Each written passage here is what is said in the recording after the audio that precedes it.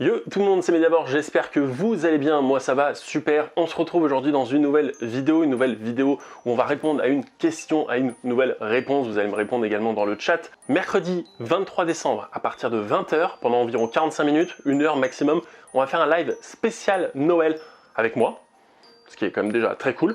Mais en plus de ça, avec le Père Noël. Ça, c'est vraiment bon également. Donc il y aura le Père Noël et moi dans le même live. Donc aujourd'hui, je vais répondre à une nouvelle question. Et cette question, c'est quel est le meilleur film que tu as vu cette année 2020? Alors c'est compliqué parce qu'en 2020, en fait, j'ai vu plein de films.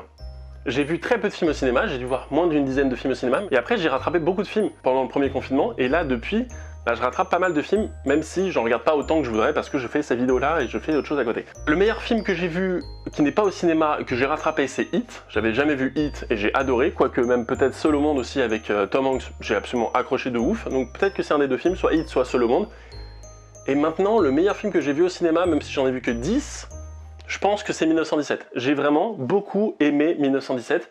D'ailleurs, je vous invite à aller voir ma vidéo sur 1917 qui s'appelle Comment filmer la guerre, qui est une espèce de critique où vous apprenez également pas mal de choses, donc c'est plus un avis qu'une critique. Et il y a pas mal de choses autour du making-of, des informations que vous ne connaissiez peut-être pas. C'est une bonne vidéo, j'en suis très fier.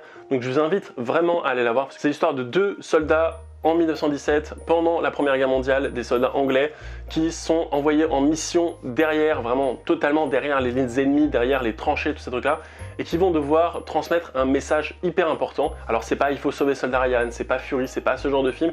On est dans un film beaucoup plus contemplatif, limite intimiste. On va se mettre à l'échelle d'homme, on va pas avoir des tanks, on va pas avoir des avions, ce genre de choses, on va vraiment être à l'échelle d'un être humain normal. Et tout ce qui va devoir traverser l'enfer de la guerre, les morts, les gens qui vont se faire tirer dessus, les mecs découpés, la violence même physique, la violence même mentale. C'est un film qui m'a vraiment perturbé et c'est un film que voulait faire Sam Mendes, parce que Sam Mendes est le réalisateur, il voulait absolument faire ce film-là. Il avait envie de rendre, on va dire, honneur à son grand-père qui s'est battu pendant la Première Guerre mondiale dans les tranchées. C'est un film que je vous conseille, 1917, si vous ne l'avez pas vu. Il est disponible en Blu-ray, en achat digital, absolument partout. Je vous conseille vivement de le voir. Et si c'est déjà fait, dites-moi dans les commentaires si vous avez apprécié 1917. Dites-moi dans les commentaires également quel est votre meilleur film que vous avez vu en 2020.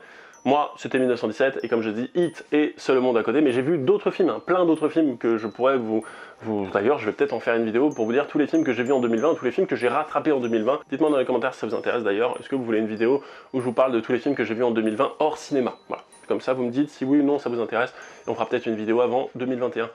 C'était le Mediabord, je vous dis à plus dans une prochaine vidéo. Ciao.